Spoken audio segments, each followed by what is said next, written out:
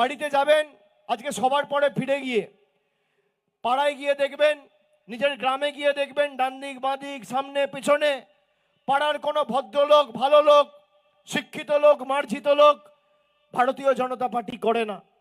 যত 2 নম্বরই মদ মাতাল গাঁজাখোর পাতাখোর সব দেখবেন বিজেপিতে। কোনো ভদ্রলোককে বিজেপিতে পাবেন না। সুতরাং যারা কোনোদিন মানুষের পাশে থাকেনি, এই এসআইআর এর সময় যারা মানুষের পাশে দাঁড়ায়নি, কোভিডের সময় মহামারীর সময় যারা মানুষের পাশে দাঁড়ায়নি, যখন মানুষের সমস্যা বা প্রতিকূলতার সময় মানুষের পাশে দাঁড়ায়নি, তাদেরকে মানুষ বিশ্বাস করে না। শীত গ্রীষ্ম বর্ষা তৃণমূল কংগ্রেসই ভরসা। আমি আপনাদের সাথে আবার খুব শীঘ্রই মিলিত হব। আমার আসতে একটু দেরি হয়েছে, সে কারণে আমি আপনাদের কাছে আবার সবার কাছে ক্ষমা চেয়ে নেব।